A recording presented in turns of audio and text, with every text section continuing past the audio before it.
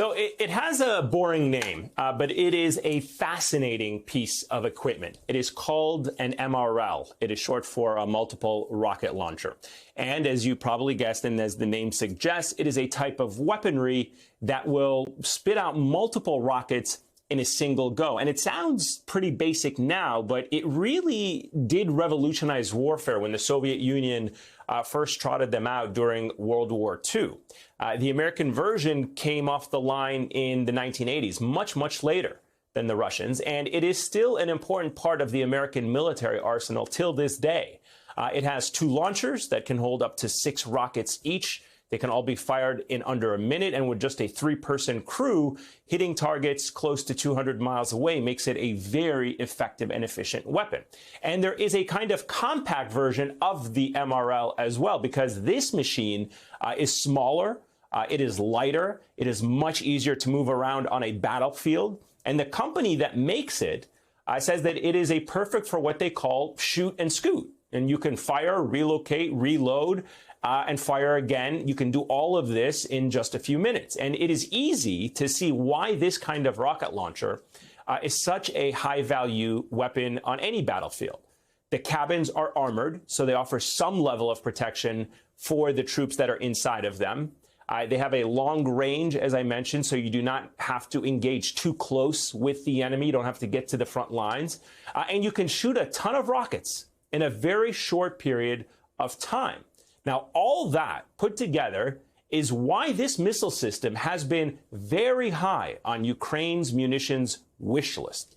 And since the start of the war, Ukraine has been essentially begging the United States to try and send them these advanced weaponry systems to try and beat back Russia's violent march into their country.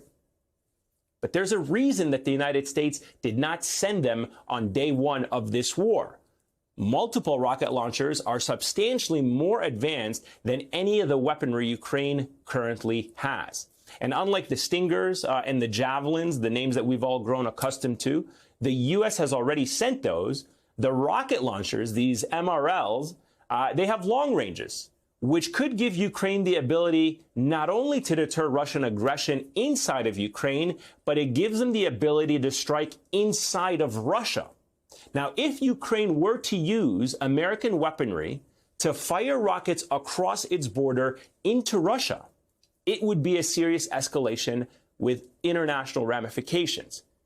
Well, late last night, Ukrainian officials announced that Russia had taken control over one of the last large cities in the eastern Luhansk region, a significant milestone for Russia in this war as they continue to expand the boundaries of their control inside of Ukraine.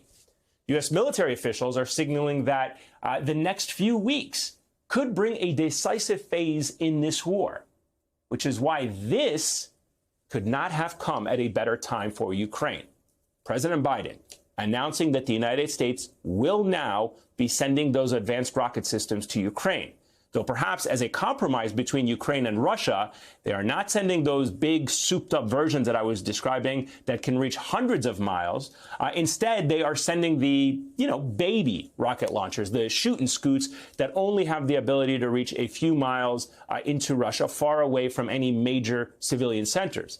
Even so, by some analysis, this is a potential game changer for Ukraine because these small launchers will more than double the current reach of Ukraine's weaponry.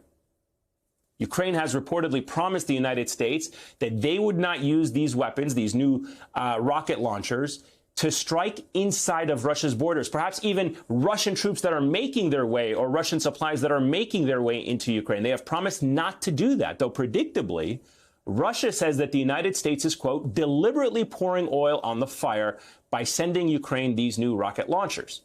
And President Biden, for his part, he has written an op-ed in the New York Times where he made clear his intentions behind sending those weapons. He writes, in part, so long as the United States or our allies are not attacked, we will not be directly engaged in this conflict, either by sending American troops to fight in Ukraine or by attacking Russian forces.